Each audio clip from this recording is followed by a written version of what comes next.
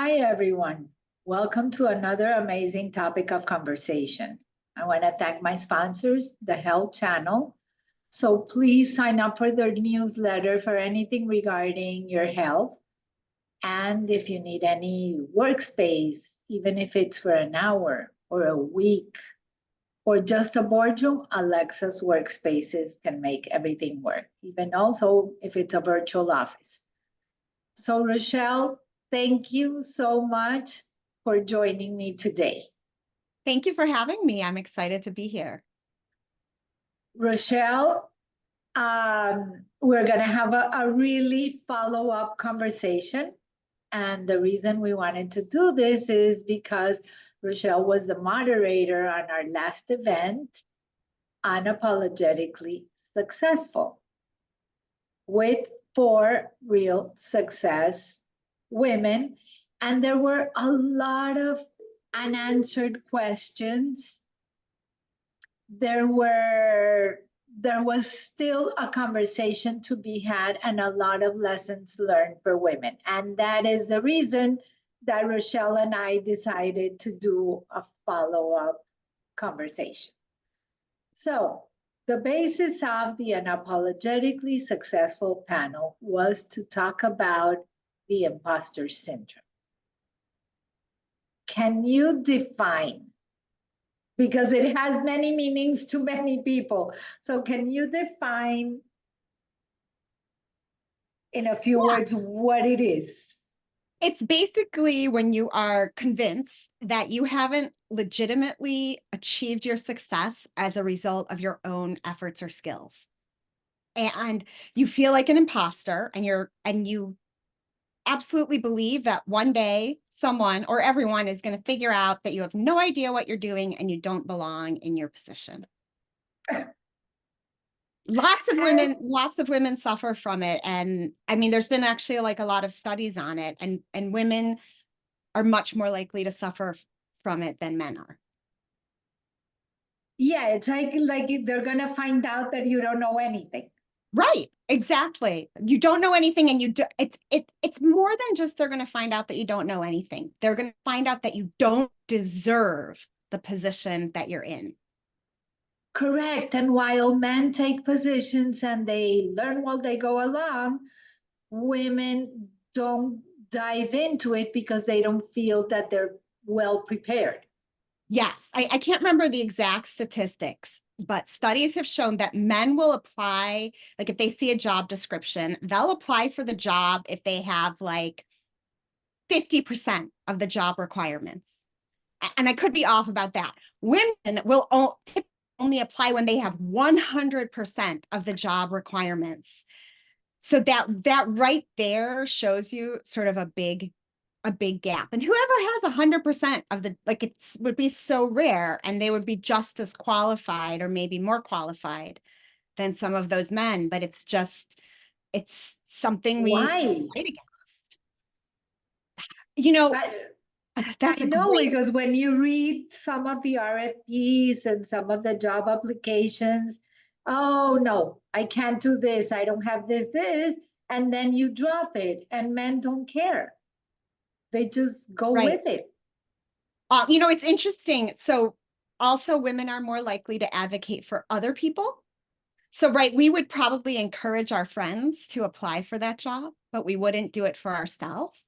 I'm sure there are so many reasons. Look, for so many years, and sometimes still in certain professions, women really had to be twice as good as the men around them to have success, to even be taken seriously. So I'm sure that's part of it. Maybe we're a little more introspective, or we're taught or rewarded when we're younger for being more introspective or being more hesitant, or being afraid of failing and people know, like, oh, you see, you couldn't do it. Yes. I think that's absolutely a part of it. And then, like, sometimes we can feel like we're carrying the burden for our whole gender. I mean, this is something women of color feel this like 10,000 times more, that idea of carrying the burden for everyone who looks like them. But I think there's an element of women feeling like if I fail, I will have shown that women Cannot do it. right. Exactly. Exactly. Oh, well. Okay. So, what was your take? We had 4 women, each one was describing their own success, their own challenges, but what was your take when they defined success? So it was interesting. None of them had like an exact specific definition of success, but they all said that they felt successful. So one thing I noticed was feeling successful for them definitely meant throwing off other people's expectations. So like several of them talked about pushing aside the expectations from their parents about what it would mean to be successful and what they could or should be doing. But some of them also talked about like setting aside the expectations of their industry also. And it's, again, no one said it explicitly, but what I got from them was that they defined success by being able to do things that they were passionate about, but things, plural.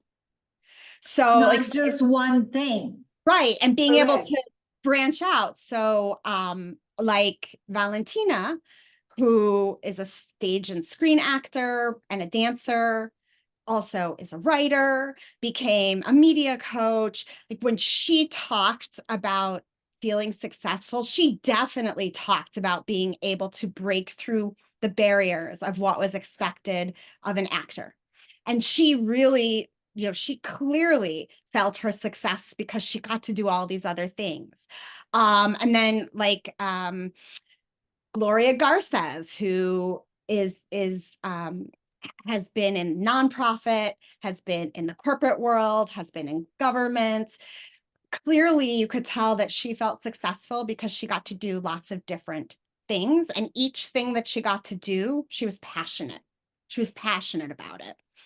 So it's like permitting yourself to do other things that nobody has drawn that Yes. line. Like it's crossing Yes. the line, and that was successful. The one thing that I took away is that no one talked about money. Like I'm successful No. and I can live a better life, or I didn't have the means before and now I have the means now. No one. No one talked about money, and no one talked about being in charge, even though two of the women are essentially CEOs. That might not be their title, but 2 of the women run their own businesses. Oh no, 3 of the women, sorry, 3 of the women run their own businesses. And then Valentina, I mean, she is essentially also the CEO of her business. So they're all in charge. None of them mentioned it, but I have to think there is an element of being in charge of your own destiny that feels like success, and especially maybe for women, even more so than men. Like, correct. They're being in charge of their life, not in charge of their business. well, but being in charge of the business puts them in charge of their life. Correct, but nobody put the business as a priority. The No. priority was life. Yes. And there was also, now that you say that, Gladys, there was definitely a sense of like a holistic feeling about success. It's a life thing, right? Not a business thing. Not strictly a business. But I think that has changed. That has changed through the years because some women's, I remember that they had to be focused on just getting their business out there, being the best at what they was, earning most of the money. And now they're stepping away from that. And I think that was the biggest takeaway. It was like balancing your life, not in a sense. Right. Not like work-life balance, which we know is a myth, but like a full, complete thing. And this is okay, right? I'm making this motion, and I sort of feel like it's like that like it's, I think of it as like a ball with water in it. It doesn't, think, and sometimes it's tilted this way and sometimes it's tilted that way, but it's moving back and forth, and it's generally comfortable and happy. I think we're getting finally to a balance of not being that supercharged, 100% focus on making money, or the other way around when a few years ago there was just the meditation, the peaceful, I don't want to know anything about money. I think now there is a generation of mixing those together, and it's okay. Yes. Because I agree. before it wasn't okay. Yes. And I wonder, at least one, and I'm not sure, maybe more than one of the women was a single mother. And I wonder the extent to which women look at, and it's true, women look at money as a means to an end. Okay, and that end is not having a bunch of stuff. That end tends to be some form of financial security Or for herself and her family. independence. Well, right, exactly. And Yeah. I think that's kind of the same thing in some ways that can be, but yes, financial independence, financial security for the family. And right, you don't need to make all the money to be able to achieve that. And Correct. again, I think these women have all taken charge of the money-making part of their lives, of their business lives. They have taken charge of those. And I have to think that's part of why they feel successful and happy and fulfilled. I mean, these women were, when we started asking them about their work, they were smiling and like clearly they're enjoying it and they are happy, not just their work in their life. And I have to think that the idea of like, I don't have to make all the money, but I am able to make enough or have the potential to make enough that I am financially independent. I have to think that also feeds into feeling successful. Correct. So the other part that caught my attention, and it wasn't just them, but in general, women don't ask for help. Right. When I asked them who were the mentors or, other. And I think mentors is a different way, because mentor is someone to guide you, but literally help. Oh yeah, nobody talked about asking for help.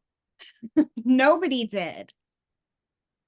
Which is really something. And it was one of the messages I think at our event that we tried to share with women, that like ask each other for help. That it is okay to ask for help. It is okay. That I remember a month ago, before the event, I got a call from one of my board members and said, I feel you need help. And I go, yeah, thank you. And she goes, why didn't you ask? And I honestly didn't have the answer. Like, we think that we can do everything ourselves. And that was a big takeaway. We cannot. And we think we have to, and we don't. That's another key word. We have to, we don't. But I wonder if that ties back into imposter syndrome. That like, if I don't do it all myself, then I'm not worth it. That I'm not, right? I haven't earned it if I don't do it all myself. Or if I do it all myself, I'll show the world and myself that I really do deserve to be here. Like, I wonder how much that connects back.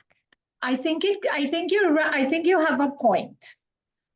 I really think you have a point, but there's so many things that you could ask a little bit that can make a difference. Like going to the grocery store.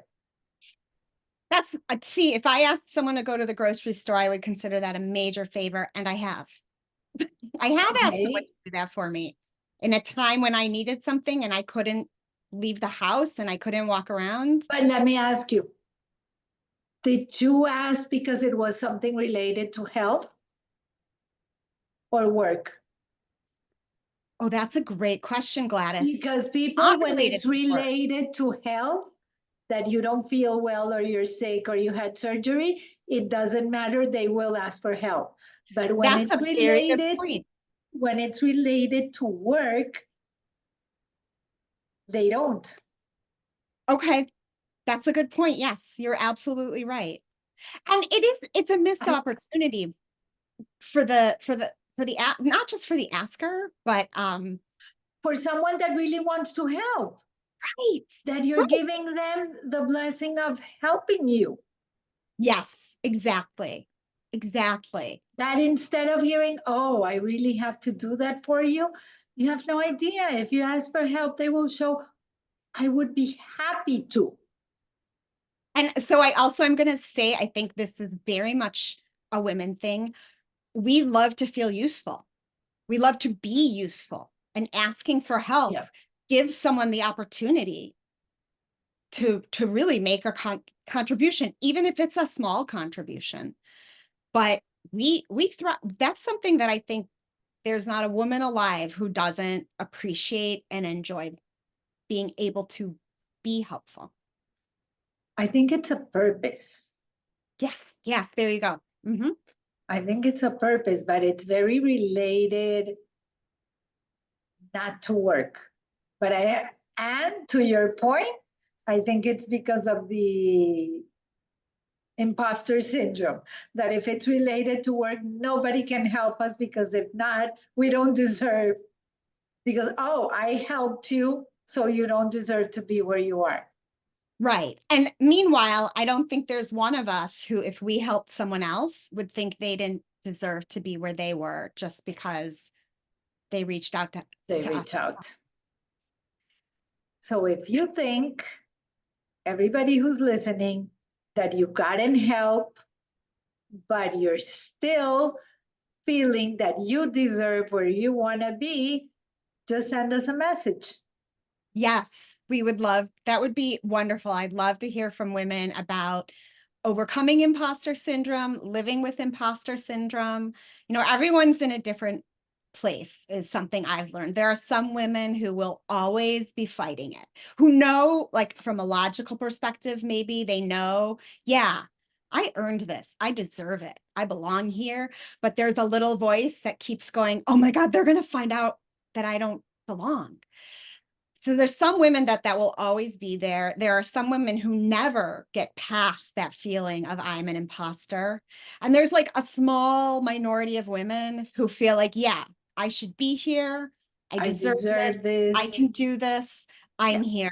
That's a small minority. So like when I talk, like I definitely talk, especially with younger women who deal with imposter syndrome. And like in my business, I'm an editor and a writer, and writers really struggle with this because they have to put what they do out to the public. And the hardest thing in writing is often just doing it. And they really struggle with imposter syndrome. And when I talk with them, I have to be really careful to not say like, don't feel that way, just put it aside. Most people, they can't do it. It's living with it and making that imposter syndrome voice softer and softer, going on in spite of it, and letting your success reinforce that. In Yes, your world, there was a book that became this overnight bestseller, Lessons in Chemistry. And the author, I heard an interview with the author, and she said that when it literally became like a bestseller, she woke up at like 2 a.m. to go and check that the sales were still, and her husband said, yes, you did make it, like it's true. Just get to bed and don't worry. And she kept on waking up and checking because she couldn't believe it. It was like, really? Yeah. And now imagine, and so two women who deal with imposter syndrome, like where the voices may be louder, the courage it takes to, let's say, write the second book, right? If you don't believe you earned the first success, the courage it takes to do the next thing anyway, Wow. is something that you should pat yourself on the back for. Like that's not easy. Yeah. And so, and like, take that. And that's part of your success, is doing the thing, even though you feel like an imposter, doing it anyway, right? That's serious courage. Whatever you do, just do it with passion. Yes. I mean, that definitely came from all the women on the panel. Like I said, they were all passionate. I mean, obviously they were experts in each of their area, and they had put in the time and the learning and the like feet on the ground making it happen. But also every one of them was passionate about what she did, passionate about what she was doing. And people feel that. And that, I think, it's the secret to success. Maybe. So with that, we're out of time. And as you can see, this topic has a lot of small conversations. So we would love to hear from you. And to everybody else, until next Wednesday, thank you and have an amazing week. And I hope that there will be peace by the next conversation. Stay safe above all.